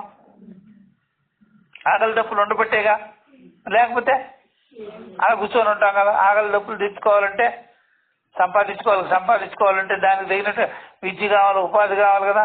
ఇంకా బయలుదేరి ఆకలి దప్పులే మనం ఎంత పని చేయిస్తుందో చూడండి. అందుకని దేన్ని తోసిపుచ్చేటట్టుగా లేదు, అన్ని మనకు నేర్పేటట్టుగా ఉన్నాయి. ఇది బుద్ధికి పదును పెట్టడమే. బుద్ధికి పదును పెడుతుంది, ప్రకాశాన్ని ఇస్తుంది, సూక్ష్మతను పెంచుతుంది, అనుభవాన్ని పెంచుతుంది. ఊరికే రాలేదు ఇవన్నీ. అందువల్ల జీవ పరమాత్మ ఏకత్వ బుద్ధి అవతారాయ ఉపాయ అస్మాకం. చూసారా, ఈ జీవుడు పరమాత్మే గాని వేరు కాదని ఏకత్వ బుద్ధిని అవతారాయ అంటే కలిగించేదాని కొరకే ఈ ఉపాయము వచ్చి ఉన్నది అని మేము చెప్పి ఉంటిమి. యథా ప్రాణ సంవాదే వాగాది అసుర పాప్మ వేదాధ్యాఖ్యాయిక. పాప్మ అనమాట. వాగాది అసుర పాప్మ వేదాధ్యాఖ్యాయిక కల్పితా ప్రాణవైశిష్ట్య బోధావతారాయ. కొన్ని చాందోగ్యంలో ఒక కథ గాథ అంటారు. అదేంటంటే ఇంద్రియాలన్నీ ఇప్పుడు మన చిన్నప్పుడు వచ్చేది కథలు ఇది కనుమరుగైపోయినాయి. ఈ ఒక 2, 3, 4 క్లాసుల్లో ఎక్కడ వచ్చేది ఇది నేను గొప్ప అంటే. ఇప్పుడు ఒక మనిషి పడుకో ఉంటాడు అనమాట, బాగా తినేసి భోజనం చేసేసి పొట్ట నిండా పడుకుంటాడు అనమాట. అప్పుడు పడుకున్నప్పుడు సంవాదం జరుగుతుంది, ఇంద్రియాలకి ప్రాణానికి సంవాదం. ప్రాణం ఏముంటుందంటే నేను ఉండబట్టే కదా ప్రాణంతో ఇప్పటికి కూడా పడుకున్నా సరే శ్వాస నిశ్వాసలు ఆడుతూ అట్లా ఉన్నాను, నేనే కాపాడుతున్నా ఇంద్రియాలని, ఈ దేహాన్ని అన్నప్పుడు అనేసి వదిలిపెట్టేసింది ప్రాణం. ఇప్పుడు ఇంద్రియాలు నువ్వు తినాలంటే ఎలా కుదురుతుంది, నోరుంటేనే కదా తినేది అంటుంది. జఠరాగ్ని నేను అరిగించుకుంటేనే కదా నువ్వు పైన వేస్తుంటే నేను అరిగించాలి కదా. అసలు నీకు నోటి దగ్గర అందించకపోతే ఎవడే నీకు అందించేదని చేతులు ఉంటాయి. అసలు నేను కాళ్ళు లేకపోతే అంత దూరమే నడిచి నీకు ఆహారం పట్టుకొచ్చేది నీ మొహము అని ఇలాగా ఒకరికొకరు ఇంద్రియాలు తగులు పెట్టుకుంటాయి. చూసారా, కర్మేంద్రియాలు, ఈ జ్ఞానేంద్రియాలు, వాక్కు, ఇవన్నీ. నేను మాట్లాడకపోతే నీకు ఏ పదార్థమో ఏమని ఎలా తెలుస్తుంది? నేను చూడకపోతే ఏ పదార్థమో నువ్వు ఎలా చూడగలుగుతావు అని కళ్ళు. నేను వినకపోతే నువ్వు ఎలాగా విని నువ్వు ఎలాగా గ్రహించుకోగలుగుతావు అని. అలాగైతే నేను ఎక్కర్లేదన్నమాట మీకు ప్రాణం. సరే నేను తప్పుకుంటాను, మీ ఇష్టము మీ అని అన్నప్పుడు ఇవన్నీ ఏమవుతాయా? గాలి తీసేసిన బుడగల్లాగా అయిపోతుంది. సన్నింద్రియాల్లో ప్రాణమే కదా ఉండేది. ఆ ప్రాణం తప్పుకున్నది అనుకోండి, అప్పుడు కళ్ళు ఏం చేస్తుంది, ముక్కు ఏం చేస్తుంది, వాక్కు ఏం చేస్తుంది, చేతులు ఏం చేస్తుంది, కాళ్ళు ఏం చేస్తుంది? ఎవరు దానికి పడుకోవాల్సిందండి. అందువల్ల ఇప్పటికైనా బుద్ధి తెచ్చుకోండి. నేనేం శ్వాస నిశ్వాసాలు చేస్తున్నాను, అంతకంటే మిక్కిలి కార్యక్రమాలు ఏం లేదనుకోవద్దు. నేనుండబట్టే మీ పనులన్నీ జరుగుతున్నాయి. నేనే కానీ విరమించుకున్నట్లయితే మీరేమి తినడం, తాగడం, నడవడం, తీసుకోవడం ఏమి మీ వల్లగానే. ప్రాణమే అగ్రభాగానున్నది అని ప్రాణము యొక్క విశిష్టత్వాన్ని బోధించుట కొరకు అక్కడ వాగాది సంవాదం జరిగింది. చూసారా, వాగాది వీళ్ళంతా వాగాది అసురు బుద్ధి వచ్చేసింది వాళ్ళకి. అసురు బుద్ధి అంటే వాళ్ళకి చూసారు, నేనే గొప్ప అని అహంకారం. అసురులు అంటే అహంకారం. మనకి నిజంగా రాక్షసులు వాళ్ళకి వెళ్ళి ఉండరు ఎవరు. మీకు దుర్బుద్ధి పుట్టినరోజు రాక్షసత్వం. అసురు బుద్ధే అహంకారము, అభిమానము, మదము, కోపము, ఇదంతా ఏంటి అసురు బుద్ధి. ఇది తెలియనప్పుడు పిల్లలకి ఆ ఆర్ట్ వేసి గీస్తారు వాళ్ళకి ఏమనే. అట్లా అసురు బుద్ధి ఎలా ఉంటుంది అంటే కోరలు, భయంకరంగా జటాజుటములు, స్నానం జ్ఞానం లేకుండా ఉంటాయి కదా. దాన్ని ఏమంటారా? అసురు. దాన్ని ఏమంటారా? అసురు బుద్ధి. అట్లా ఇప్పుడు మన ఇళ్లలో కూడా అసురు బుద్ధి వచ్చింది అనుకోండి మనలో. అప్పుడు ఏమే లేచి స్నానం చేయండి, నేను చేయనువా అంటే ఎలా ఉంటారు వాళ్ళు? ఇంకా అసురు రూపంలోకి వెళ్ళిపోతున్నారు. జడేసుకోరు, స్నానం చేయరు, ఆ బట్టలన్నీ మురిగ్గా కుట్టుకుంటాయి. బ్రష్ చెయ్యి అంటే నేను లేవలేను మా నాకు పాచిముఖం అంతా కలిపితే ఏం అవుతారు? అవసరం అవుతారు. సుర అవతారం అంటే అర్థం ఏంటి? సిస్టమేటిక్గా పనిచేయడం, నిద్రలో లేవడం, స్నానం చేయడం, చక్కగా ఉండడం, బట్టలు గట్టలు వేసుకోవడం. దీన్ని ఏమంటారు? సురబుద్ధి. అసలు బుద్ధి అంటే అర్థం ఏంటి? ఈ సిస్టమ్ని తోసిపుచ్చేసి స్నానం, సంధ్య, అన్నం, ఆహారం ఏమి లేకుండా ఎలా పడితే ఎట్టి బయట ఉంటాం కదా. అది మనం ఎప్పుడైనా బద్ధకం వచ్చినప్పుడు అసలు బుద్ధి వచ్చేది. అర్థమైందా? హుషారుగా ఉన్నప్పుడు అర్థమైందా? జ్వరం వచ్చినా సరే అసలు బుద్ధి వచ్చేస్తుంది మనకి. ఎందుకని?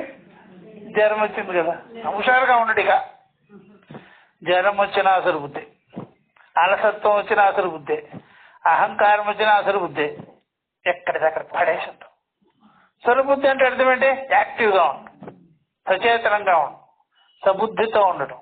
ఇది పూర్వకాలము ఇది చెప్పేదానికి అలా పెట్టారు వాళ్ళని. ఎవరినే?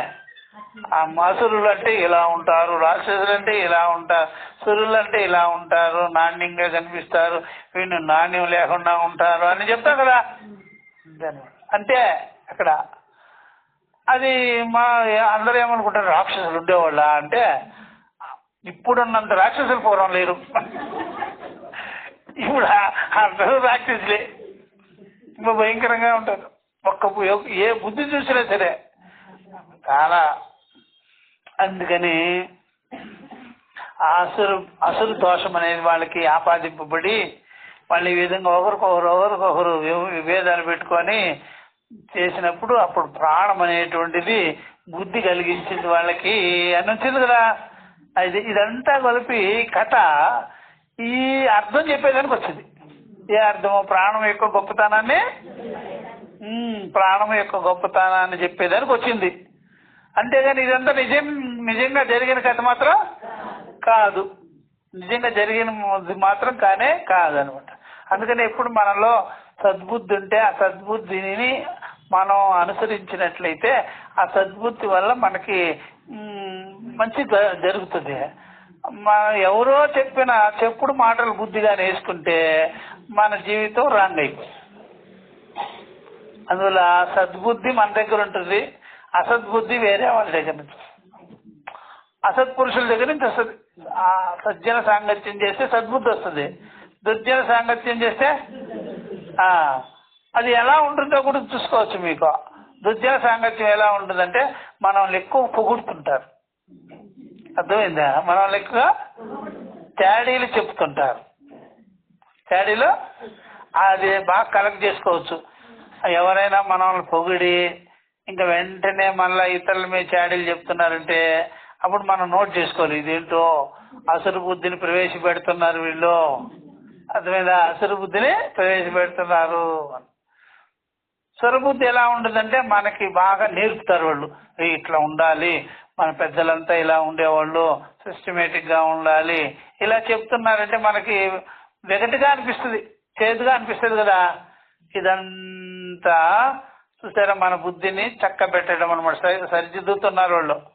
మనల్ని పొగడము, నువ్వు చాలా గొప్పగా ఉంటావు, చాలా బాగుంటావు, అలా ఉంటావు, ఇలా బట్టలు కట్టుకుంటావు, ఇలా చేస్తావు, అలా చేస్తావు అని ఇంకా విమర్శలకు దిగినారనుకోండి, ఇదేంటో నేను నా లోపలికి ఏదో పంపిస్తున్నారని. అది సజ్జన సాంగత్యం, దుర్జన సాంగత్యం. అర్థమవుతుందా? అట్లాగా మనం మనసు మారిపోతాం అనమాట, అంతే. ఇంక తప్ప అదేం తప్ప అట్లా. ఇప్పుడు మనం ఎక్కువగా మనము ఇతర దేశాల నుంచి నేర్చుకునేది ఈ యొక్క వాల్యూసా లేకపోతే వేషధారణ? అంతే. అదే వాల్యూస్ మాత్రం కానీ వేషధారణ నేర్చుకుంటాం. మరి వేషధారణ నేర్చుకున్నారు సరేలే, మీరు వాల్యూస్ ఎప్పుడు నేర్చుకుంటారు? మీరు ఇంకా అక్కర్లేదంటారు, ఇంకా అక్కర్లేదు. అట్లా ఒకసారి చిన్మయానంద స్వామిజీ ఏమంటారంటే, మనల్ని జెంటిల్ మ్యాన్ గా చేసింది ఎవరో తెలుసా? కాకలవాడు, మంగళవాడు, చెప్పులు కుట్టేవాడు, దర్జీగాడు, వీళ్ళందరూ కలిపితే మనం జెంటిల్ మ్యాన్ అయ్యేమో అంటారు. ఎందుకని? కాకలవాడు బట్టలు ఉతకాలి, దర్జీ వాడు బట్టలు కుట్టి పెట్టాలి, సూటు ప్యాంటు అవి, మంగళవాడు కటింగ్ చేయాలి, తర్వాత చెప్పులు కుట్టేవాడు బూట్లు గిట్లు తయారు చేసి ఇవ్వాలి. అప్పుడు మనము జెంటిల్మెన్ అయిపోయినాము. చూసినా ఎంత బాగున్నావా? అర్థమైందా? వీళ్ళు నీకు జెంటిల్మెన్ చేసింది, అసలు నీకు స్వభావంలో నీకేమి జ్ఞానం లేదు, విద్య లేదు, ఏమి లేదు, ఇవన్నీ వేసుకొని జెంటిల్మెన్ లా కనిపిస్తున్నామే. అర్థమైందా? అది బాగా తెలుసుకోవాల్సింది. అట్లా అది తెలుసుకోవాల్సింది. ఇప్పుడు మేము నేపాల్కి వెళ్ళాము, పశుపతినాథ్ మందిరంలో ఒక అమ్మాయి ప్యాంట్ గేంటి వేసుకొని చక్కగా టీ షర్ట్ లాగా వేసుకొని లేకపోతే చీపురు వేసుకొని చూస్తుంది. ఆ చీపురు అక్కడ పెట్టామనుకోండి, దానికి మన కాలేజీ పిల్లలు సైట్ వేస్తారు. చీపురు పుచ్చుకునేప్పుడు ఇదేంటి కర్మ అనుకోండి, అంటే చలికి వాళ్ళు అంతే. అర్థమైందా? అదేం చేస్తుంది? ఇక్కడ తుడుస్తుంది గుళ్ళో. అర్థమైందా? ఆ చీపురు అక్కడ పెట్టి బయటకు వచ్చింది అనుకోండి, అదే మన ఊరికి వచ్చింది అనుకోండి, అబ్బా ఏం కాలేజీలో చదువుతుంది, కాలేజీ కాదు పాకీజా, అదే అక్కడ పాకీజా. అది మనకేముంది, ఇంకా మనం ఇట్లా అలవాటు చేసుకున్నాం అనమాట, ఇలా ఉంటే ఇలాగే, ఇలా ఉంటే ఇలాగని. అది ఏం కాదు. అర్థమైందా? మనకు తెలిసిన జ్ఞానం అదే. సరే, కాబట్టి నామరూపాలను బట్టి అలా అనుకోరా. సృష్టి స్థితి లయాదులంతా ఏకత్వ ప్రతిపాదన కోసమే చెప్పింది, కానీ నిజంగా సృష్టి స్థితి లయాదులు అట్లాంటివి ఏమి లేనే. కాబట్టి ఇలాగా ప్రాణ వైశిష్ట్య బోధావతారాయ అని చెప్పేసి ఇక్కడ పూర్వపక్షము, సిద్ధాంతము అవి వస్తాయి. దీనికి సమాధానం చెప్పి ముందుకు పోవాలన్నమాట. తదపి అసిద్ధం ఇది చేతన, ఇది మీరు చెప్పిన కథ అంతా కూడా కల్పితమైన కథ. ఇది ఇంద్రియములు జడములు అనే అనే నిర్ణయం, జడములు ఇంద్రియాలు ప్రాణం లేకుండా అవి ఏం పనిచేయవు అనేటువంటి నిర్ణయం కూడా నిర్ధారితం కాదు. అంటే ఏమవుతుంది అంటే అది కాదు, కరెక్ట్ కాదు నువ్వు చెప్పేది. శాఖాభేదేశు అన్యతాచ ప్రాణాది సంవాద శ్రవణాత్. ఒక్కొక్క శాఖలో ఒక్కొక్క ఉపనిషత్తులో భిన్నంగా చెప్పుంటుంది ప్రాణవాద సంవాదం, భిన్నముగా చెప్పుంటుంది. అంతేగాని ఒకటే విధంగా ఉండదు. అంతేకాకుండా సృష్టి క్రమం ఉంటుంది కదా, ఒక్కొక్క ఉపనిషత్తులో ఒక్కొక్క స్టైల్లో చెప్పుంటారు. ప్రాణ సృష్టి, అగ్ని సృష్టి, జల సృష్టి, అన్న సృష్టి, పంచభూతాల సృష్టి, అవస్థాత్రయ సృష్టి అలా చెప్పుంటారు. కాబట్టి సృష్టి క్రమము అనేటువంటిది అవిద్య చేత కల్పింపబడినదే గాని దానిలో వాస్తవమేమీ లేదు అని తీసుకోవాలంతే. ఆ సృష్టి చెప్పేటప్పుడు నిజమని భావించకూడదనే పడుతుంది. అన్ని చోట్ల పంచభూతాల సృష్టి అని చెప్పరు. కొన్ని చోట్ల ప్రాణ సృష్టి అంటారు, కొంచెం మనో సృష్టి అంటారు, అగ్ని సృష్టి అంటారు, జల సృష్టి అంటారు, అన్న సృష్టి అంటారు. అంతా కలిపితే పంచభూతాలు ఏదో ఒక ఐటమ్ వాడతారు, ఏదో ఒక్క ఐటమ్ అయినా వాడతారు పంచభూతాలకి. ఆవిడ సృష్టి అయిపోతుంది. అంతా ఎందుకు? ఒక్క మనసే చాలు సృష్టి చేయాలంటే. సృష్టి చేయాలంటే ఒక మనసు సరిపోతుంది అన్నమాట. ఇది హి సంవాద పరమార్థ ఏవ అభూత్ ఏకరూప ఏవ సంవాద సర్వశాఖాసు అశ్రోష్యత విరుద్ధ అనేక ప్రకారేణ అశ్రోష్యతే. కాబట్టి సంవాదము నిజమే పరమార్థమే అయితే ఒకటే టైపులో ఉండాలి సంవాదం. కానీ సంవాదం మాత్రం నిజమైనదిగానే కాదు. అదంతా కూడా సృష్టి ప్రక్రియ అనేది నిజమైనదే కాదు. అందుకని రకరకాలుగా ఉంటుంది. ఒక్కొక్క శృతిలో, ఒక్కొక్క శాఖలో, ఒక్కొక్క ఋషి సృష్టిని చెప్తాడు, వాళ్ళ స్టైల్లో చెప్తారు, వాళ్ళ స్టైల్లో చెప్తారు. అందుకనే సృష్టికి కార్యకరణములు తీసుకోవాలంటే. కార్యకరణము అంటే కల్పింపబడేది, కల్పితము. అది మనసు చాలు, కల్పించుకునేవాడు ఉన్నాడు, దాంట్లో కల్పన ఉన్నది, సృష్టి అయిపోతుంది అట్లా. అందుకనే ఇది పరమార్థ విషయమే కాదు.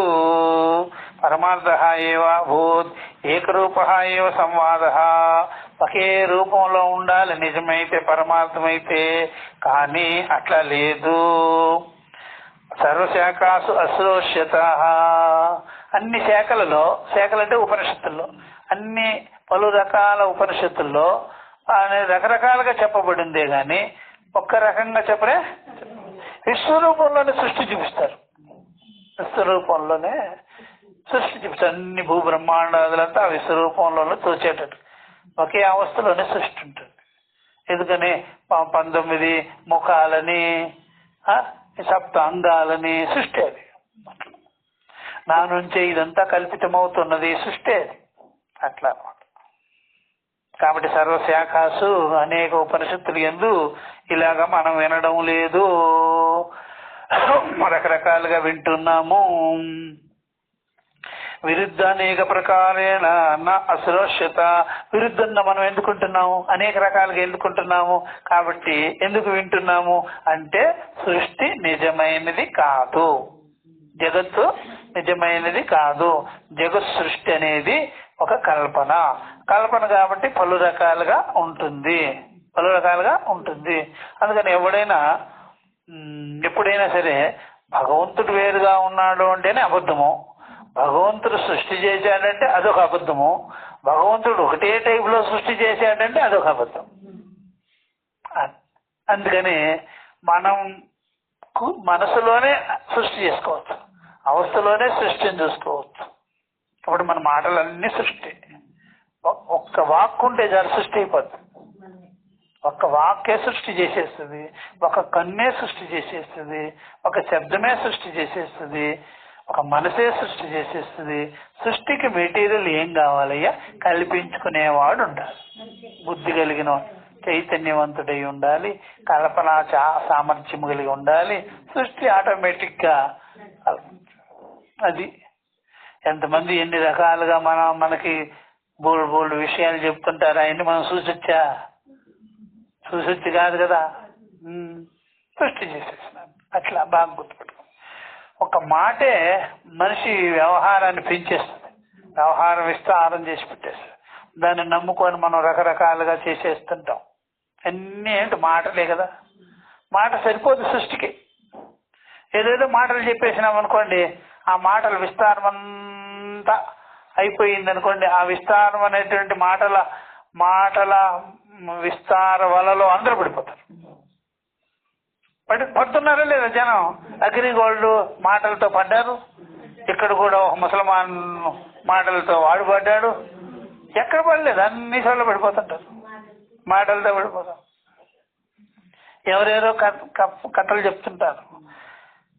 మరి సృష్టికి ఏం కావాలి, ఎంత మంచి దానిలో పడ్డారంటే ఏమేమో చూసారా. కాబట్టి సృష్టి ప్రక్రియ అనేది ఒకే ఒక సిస్టమ్ మీద జరుగుతుంది అనేది లేనే అట్లా అనమాట. మన ఇళ్లలో కూడా ఎక్కడైనా సరే ఒక గొడవలు కొట్లాట జరగాలంటే దానికి ఒక సిస్టమ్ అక్కర్లే, ఎట్లాగైనా చేసుకోవచ్చు. గొడవలకి ఏం సిస్టమ్ ఏం ఉండదు దానికే. కొన్ని చోట్ల వింటుంటాం కదా, వాడు అగ్గిపెట్టి లేదని కత్తితో పోసేసినవాడు ఉన్నాడు. అర్థమైందా? ఒక బీడీ కాల్చుకునే దానికంటే వాడు లేదని వాడు పొడిచేసినాడు. ఏముంది అక్కడ, పెద్ద విషయం ఏం కాదు చంపేసుకునేదానికి. 2 రూపాయలకి చంపుకున్న వాళ్ళు కూడా ఉన్నారు. ఎప్పుడు చూస్తూనే ఉంటాం కదా, పేపర్ చూస్తాం, టీవీలు చూస్తాం. చంపేదానికి ఒక సిస్టమ్ కావాలా? చంపేదానికి ఎవరినైనా చంపేదానికి ఎప్పుడైనా గవర్నమెంట్ పెద్ద దీన్ని హంగామా చేస్తుంది. గవర్నమెంట్ ఒక చంపాలనుకోండి, గవర్నమెంట్ ఏం చేస్తుందో తెలుసు కదా మీకు. కోర్టులు వాదనలు నెలలు తరబడి వాదనలు, ఉరిశిక్ష వెయ్యాలా వద్దా అది ఇది అనుకుంటుంటారు.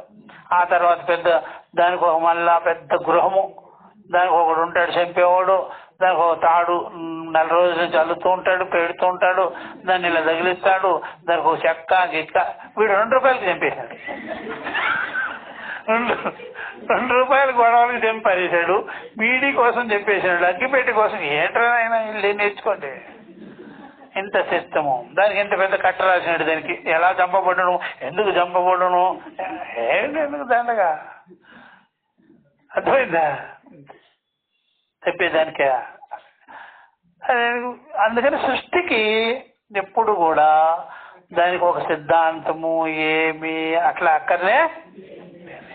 అందుకని భగవత్ సృష్టి, సృష్టిల్లో చెప్పేటువంటి ఈశ్వర సృష్టి, భగవత్ సృష్టి, సృష్టికర్త సృష్టి చేశాడంటే ఏ ముహూర్తంలో చేసినామయ్యా? ఏ ముహూర్తంలో చెయ్యాలైనా? ముహూర్తం గీతం కాలమే లేదు, సృష్టిలో కాలం ఉంటుంది. అర్థమైందా? మనమైతే హాస్పిటల్లో బెడ్ ఉన్నాడంటే ఆయన ముహూర్తం చేసుకొని ఆపరేషన్ చేస్తాము అని అంటాడు. అర్థమైందా? బుద్ధి లేకపోతే ఏ ముహూర్తానికి అంత వేస్టే. అర్థమైందా? మంచి రోజు చూసుకొని ఆపరేషన్ చేసి డెలివరీ చేయండి అంటుంటారు వీళ్ళు. చూడండి, అట్లా అనమాట. అది బాగా గుర్తుపెట్టుకో.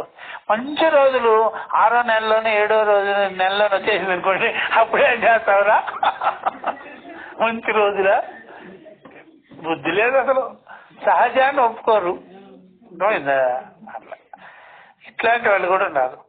శ్రూయతేతు, మనం వింటూ ఉన్నాము అనేక రకాలుగా సృష్టి కార్యక్రమాల గురించి శృతులలో చెప్పబడి ఉన్నాయి. తస్మాత్ నా తాదర్ధ్యం సంవాద శృతీనాం. ఈ సంవాద శృతులు ఉన్నాయి కదా, ఇవన్నీ కూడా ఆ అర్థాన్ని చెప్పేదానికి రాలే, సృష్టిని చెప్పేదానికి, సృష్టి సత్యాన్ని చెప్పేదానికి రాలేదు, ఏకత్వాన్ని చెప్పేదానికి వచ్చినాయి అనమాట. తస్మాత్ నా తాదర్ధ్యం సంవాద శృతీనాం తథా ఉత్పత్తి వాక్యాన్ని ప్రత్యేతవ్యాన్ని. అందుకని ఉత్పత్తి వాక్యములన్నీ వచ్చినాయి. ఉత్పత్తి వాక్యాలు, సృష్టి వాక్యాలన్నీ ఇందుకే వచ్చినాయి, ఏకత్వ జ్ఞానాన్ని కలిగించేదానికి వచ్చినాయి. కానీ సృష్టి నిజమని చెప్పేదానికి మాత్రం రాలేదు. ఇది అందరూ తెలుసుకుంటే చాలా బాగుంటుంది. భగవంతుడు సృష్టి చేశాడు, మా అల్లా సృష్టి చేశాడు, మా ప్రభువు సృష్టి చేశాడు, ఇవన్నీ వేస్ట్. అవన్నీ ఎవడు సృష్టి చేయలే, నువ్వు సృష్టి అవలే, నువ్వు పుట్టనే లేదు, ఊరికే కాలక్షేపం మెలకువలో. ఇది మనం నెక్స్ట్ క్లాస్లో చెప్పుకుంటాం. ఓం సహనావతు